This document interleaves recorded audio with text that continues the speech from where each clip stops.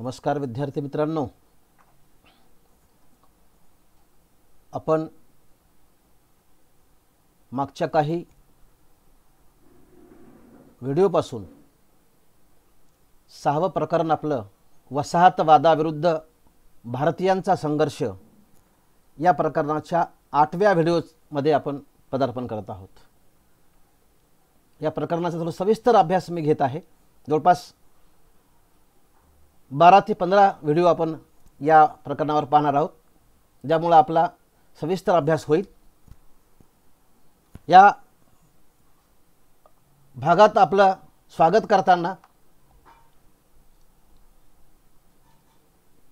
Indian national काँग्रेसच्या स्थापनेनंतर भारतीय राष्ट्रीय सभा म्हणजेच इंडियन नॅशनल काँग्रेस 28 डिसेंबर 1885 ला मुंबईच्या गोकुळदास तेजपाल संस्कृत महाविद्यालयात 72 प्रतिनिधीसह उमेशचंद्र बॅनर्जी यांच्या अध्यक्षतेखाली झालेली इंडियन नॅशनल काँग्रेसची वाटचाल, प्रारंभीची वाटचाल आणि नंतरची वाटचाल, या दोन वाटचालीच्या मधला म्हणजे जवळपास 1885 ते 1920 या कालखंडात इंडियन नॅशनल काँग्रेसचे दोन पाठ पडतात। एक 1885 ते 1905 भारतीय राष्ट्रसभेचा मवाळ विचारसरणीचा कालखंड, तर 1905 ते 1920 या कालखंडातील इंडियन नॅशनल काँग्रेसची जहाल विचारसरणीच्या आधारावर असलेली वाटचाल, या अनुषंगाने आपण अभ्यास करणार आहोत। त्यात पहिल्यांदा पाहू आपण मवाळ विचारसरणी। कारण 1885 ते 1905 या कालखंडाचा विचार करताना हा 20 वर्षाचा कालखंड भारतीय स्वातंत्र्य चळवळीमध्ये मवाळ किंवा नेमस्त कालखंड म्हणून परिचित आहे। याच कालखंडात राष्ट्रीय सभेवर मवाळ नेत्यांचं वर्चस्व होतं। मवाळवादी विचारसरणीच्या लोकांचा इंग्रजांच्या न्यायबुद्धीवर विश्वास होता। ब्रिटिश राजवटीमध्ये आपल्याला सर्वांगीण प्रगती करून घेता येईल असा त्यांचा विश्वास होता। म्हणून अगोदर समाज सुधारणा, समाज सुधारल्याशिवाय स्वातंत्र्य अपूर्ण आहे अशा विचारसरणीचे, ज्याच्यामध्ये ब्रिटिश सत्ता नष्ट करून पूर्ण स्वातंत्र्य मिळवणे हा उद्देश याच्यामध्ये नव्हता। ब्रिटिश राजसत्तेबरोबर संघर्ष न करणे, आपली चळवळ सनदशीर किंवा नेमस्त मार्गाने चालवणं, ह्या विचारसरणीचे हे लोक होते। यासाठी अर्ज विनंत्या, शिष्टमंडळ पाठवणं आणि आपले प्रश्न सोडवून घेणं अशा प्रकारच्या विचारसरणीचा हा कालखंड आहे। या कालखंडातील जे नेते होते, दादाभाई नौरोजी, फिरोजशाह मेहता, नामदार गोपालकृष्ण गोखले, न्यायमूर्ती महादेव गोविंद रानडे, न्यायमूर्ती तेलंग, पाश्चात्य शिक्षणानं संस्कृत झालेले हे नेते, त्यांच्या समोर ब्रिटिशांचा आदर्शवाद होता। भारतीय समाजाला प्रगतीपथावर नेण्यासाठी किंवा नेण्याची शांतता, सुव्यवस्था देण्याची क्षमता फक्त यांच्या अंगी होती। याचबरोबर ब्रिटिश न्यायी, उदारमतवादी, लोकशाही प्रेमी असल्यामुळं त्यांच्या सत्तेवर आणि त्यांच्यावर यांचा विश्वास होता। अगोदर आपण घर सुधारलं पाहिजे, आपण सुधारले पाहिजे, आपलं घर सुधारलं पाहिजे असं विचार सांगणारा, सरकारकडे आपली गराणी अर्ज विनंतीच्या माध्यमातून न्यायची, मवाळांच्या मते रक्तपात, वित्तहानी करून सामर्थ्यशाली इंग्रजांशी कुठल्याही प्रकारचं वैरत्व पत्करून काही साध्य होणार नाही।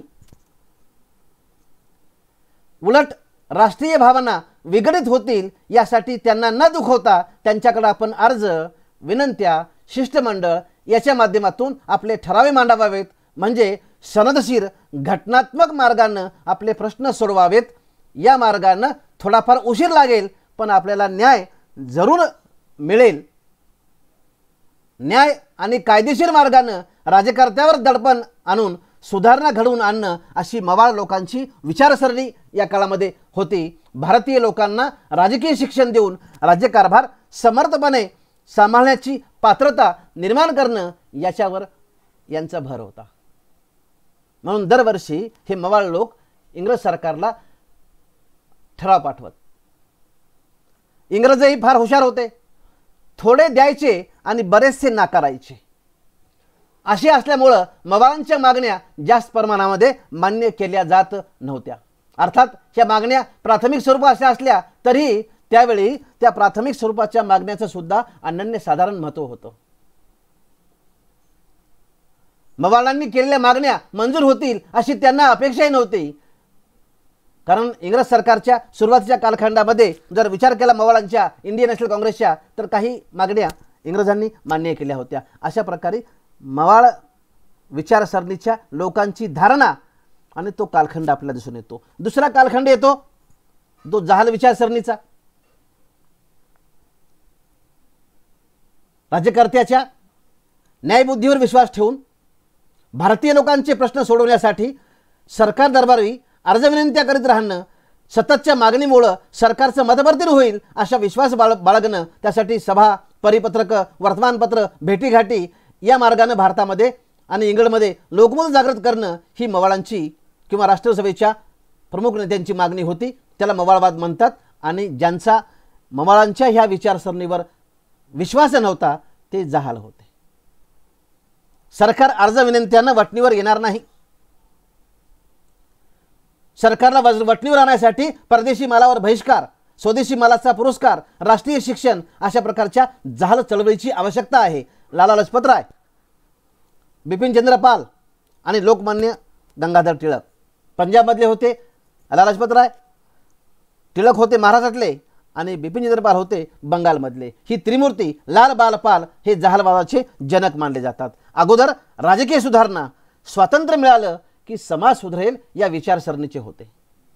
स्वातंत्र्यानंतर आपण त्या सुधारणा करू शकू यासाठी ब्रिटिशांच्या मदतीची गरज नाही. याचं कारणही असं होतं, 1896-97ला भारतामध्ये आणि 1899-19ला भारतामध्ये असे 2 भीषण दुष्काळ पडले होते. आणि या दुष्काळामध्ये करोडो लोक दुःखांच्या खाईत लोटले होते, उपासमारीने मरत होते. अशा अवस्थेमध्ये प्रत्येक प्रजेचा जीव वाचवणं हे कोणत्याही सरकारचं आद्य कर्तव्य आहे. जसं आता कोविड-19मध्ये सरकारची भूमिका आहे, तशी भूमिका त्यावेळेस इंग्रज सरकारची नव्हती, जुबी होती. त्यामुळे लोकांची दुर्दशा पाहून तरुण लोकांचं डोकं भडकणं हे साहजिकच होतं.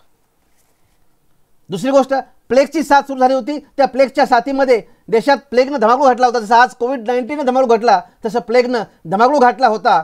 प्लेग निवारण कामासाठी सरकारनं रॅड नावाच्या अधिकाऱ्याची नेमणूक केली होती. त्यानं प्लेग निवारणाखाली जनतेवर अत्याचार केला होता आणि त्यामुळं सरकारची दडपशाही वाढली. आणि म्हणून टिळकांनी केसरीमधून कठोर प्रहार केले होते. म्हणजे टिळकांना शिक्षा झाली होती. मागे मी उल्लेख केला होता. ब्रिटिश स्वातंत्र्यानंतर आपण हव्या त्या सुधारणा करू शकू यासाठी इंग्रजांच्या मदतीची गरज नाही अशी जहाल विचारसरणी, आणि त्याच्यासाठी कारणही तसे होते. लॉर्ड कर्झननं बंगालची फाळणी केली होती.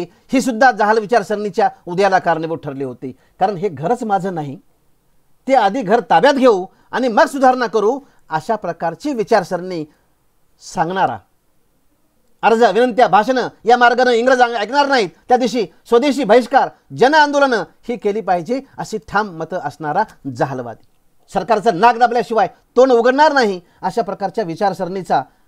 कारण कर्झनच्या त्या काळातील प्रक्षोभक कृत्य म्हणजे त्यानं केलेली बंगालची फाळणी, हिंदू आणि मुसलमान समाजामध्ये फूट पडावी या कुटील नीतीनं बंगालची फाळणी केली होती. याचं कारणही असं होतं की 1857च्या उठावात हिंदू आणि मुसलमानांनी खांद्याला खांदा देऊन इंग्रज सरकारच्या विरोधामध्ये संघर्ष सुरू केला होता.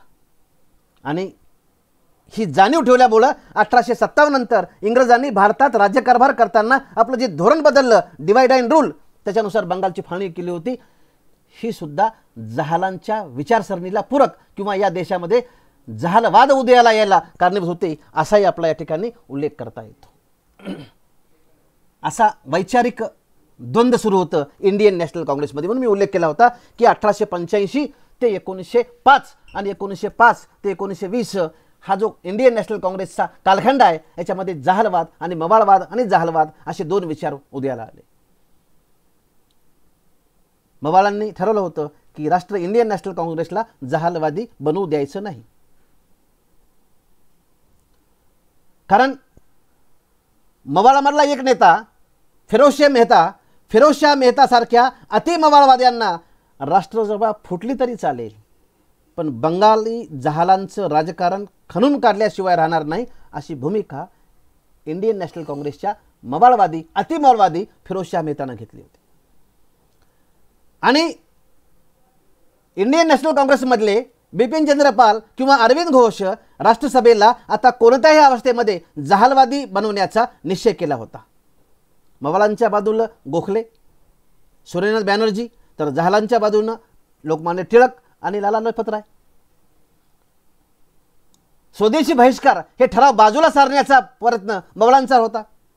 आणि टिळकांचं म्हणणं असं होतं की सुरतच्या अधिवेशनामध्ये म्हणजे पुढे 1906ला जे सुरतचं अधिवेशन झालं त्या सुरतच्या अधिवेशनामध्ये जे ठराव झाला होता स्वदेशी बहिष्कार राष्ट्रीय शिक्षणाचा, याच्या पुढे आपण गेलो पाहिजे. आणि स्वदेशी बहिष्कार हे ठराव बाजूला सारण्याचा मवाळांचा प्रयत्न होता. ठराव मंजूर करण्याचे जहालांचे प्रयत्न अयशस्वी झाले. राष्ट्रसभेची चळवळ मागे घेतल्या गेली जाणार नाही एवढं तरी पाहावं अशा प्रकारची राष्ट्रसभेतील अतिमवाळ नेत्यांनी जहालांचा पक्का बंदोबस्त करायचा ठरवला. आणि अशा अवस्थेमध्ये सुरतचं अधिवेशन 27 डिसेंबर 1907ला सुरू झालं. 27 डिसेंबर 1907ला सुरतच्या अधिवेशनामध्ये हे विचार विकोपाला गेले. मवाळांनी डॉक्टर रासबिहारी घोष यांना अध्यक्ष केलं आणि जहालांनी त्यांना विरोध केला. लोकमान्य टिळकांना व्यासपीठावर बोलायला परवानगी नाकारली गेली. तरुण जहालवाद्यांनी मंडपात गोंधळ सुरू केला. शेवटी पोलिसांना हस्तक्षेप करावा लागला. अधिवेशन गोंधळात तहकूब झालं. आणि दुसऱ्या दिवशी मवाळांनी, कारण तणाव वाढला, दोन्ही गट वेगळे झाले, मवाळांनी स्वतंत्र बैठक घेऊन जहालांना राष्ट्रसभेतून हाकलून देण्याचा निर्णय घेतला. राष्ट्रसभेची नवी घटना तयार करण्यासाठी समिती स्थापन केली. म्हणजे अशा प्रकारे 1907च्या सुरत अधिवेशनामध्ये इंडियन नॅशनल काँग्रेसच्या फुटीवर शिक्कामोर्तब झालं. खरं म्हणजे सुरत अधिवेशनामध्ये जहाल आणि मवाळांचं जर ऐक्य झालं असतं तर राष्ट्राचा पुढचा इतिहास बदलून गेला असता. राष्ट्रसभेचं कलकत्ता अधिवेशनातील चतुसूत्री आक्रमक कार्यक्रमापासून दूर जाऊन मवाळांनी राष्ट्रीय चळवळीची फार मोठी हानी केली. नामदार गोखलेसारख्या व्यक्तींनी समेट केला नाही. याचा अर्थ ते देशप्रेमी नव्हते असाही नाही, पण त्यांचा बहिष्कारादी जहाल कार्यक्रमावर विश्वास नव्हता. इंग्लंडमध्ये असलेल्या उदारमतवादी सरकारला अडचणीत आणून फारसं काही मिळणार नाही, उलट त्यांच्याशी सहकार्य करून बऱ्याच सुधारणा मिळतील अशा प्रकारचं प्रामाणिक वाटलं मवाळांना. राष्ट्रसभेत जहालांशी तडजोड करू नका, आम्ही हिंदी लोकांना सुधारणाचा भरीव हप्ता देऊ असं फूस इंग्रजही मवाळांना लावायचे. आणि त्यातून मोर्ले साहेबांनी मवाळांना आश्वासन दिलं होतं आणि त्या आश्वासनावर मवाळांचा विश्वास होता, जहालांचा विश्वास नव्हता. एकीकडं असं म्हणायचं आणि दुसरीकडं जहालांची म्हणजे सरकारची दडपशाही चालू होती. कारण राष्ट्रसभा दुबंगल्याचा फायदा घेऊन लॉर्ड कर्झननं बंगालच्या फाळणीचा घाट घातला. लोकमान्य टिळकांनी बंगालच्या फाळणीचा फायदा घेऊन सरकारवर केसरीमधून हल्ले केले की राज्य करणे म्हणजे सूड घेणे नेवं, सरकारचं डोकं ठिकाण्यावर आहे काय. लोकमान्य टिळकावर राजद्रोहाचा आरोप ठेवून, कारण कलम 124 अंतर्गत सरकारच्या विरोधामध्ये लिहिण्याचा आरोप करण्याचा मागे उल्लेख केला होता कलम 124चा, आणि त्याचा उपयोग करून टिळकांवर राजद्रोहाचा आरोप ठेवून मंडालेच्या तुरुंगात 6 वर्षासाठी त्यांची रवानगी केली. बिपिन चंद्र पाल जहालांचे नेते, बंगालमधील नेते यांना तुरुंगाची शिक्षा भोगावी लागली. लाला लजपत राय यांना तडीपार केलं, हद्दपार केलं आणि परिणाम 1916 म्हणजे ह्या सर्व घटना झाल्या. इंग्रजांनी जहाल आणि मवाळ यांच्या अंतर्गत मतभेदाचा फायदा घेऊन डिवाइड अँड रूल या नीतीचा वापर केला. पण पुढे 1916 जहाल, मवाळ, मुस्लिम लीग हे सर्व पुन्हा एकदा एकत्र आले आणि लखनौच्या अधिवेशनामध्ये इंडियन नॅशनल काँग्रेसचं एकी दिसून आली. म्हणून इतिहासामध्ये 1916चं लखनौचं अधिवेशन पुन्हा एकदा संस्मरणीय ठरलं असा या ठिकाणी उल्लेख करता येतो. आणि मग इंग्रजांनी म्हणजे टिळकांनी या वेळेस म्हणजे पहिलं महायुद्ध सुरू झालं आणि पहिल्या महायुद्धामध्ये टिळकांनी एक नवीन कल्पना मांडली, ती म्हणजे प्रतियोगी सहकारिता. म्हणजे सहकार्य करा, सहकार्य मिळेल, सहकार्य नसेल तर सहकार्य मिळणार नाही, अशा प्रकारची भूमिका मांडली. याच्यानंतर आपण अभ्यास करणार आहोत, कारण हे इंडियन नॅशनल काँग्रेसचं म्हणजे या देशाला स्वातंत्र्य मिळवण्यासाठी कोण काय काय प्रयत्न केलं त्याच्यातला मवाळ आणि जहाल यांचा थोडासा परिचय आपण या अनुषंगाने घेतला. याच्यानंतर आपण पाहू सशस्त्र क्रांतिकारकांची या देशातली स्वातंत्र्य मिळवण्यासाठीची केलेली धडपड किंवा केलेलं कार्य, याचा आढावा पुढच्या पिरियडला पाहू. तात्पुरत्या या ठिकाणी आपण थांबू. धन्यवाद. थँक्यू.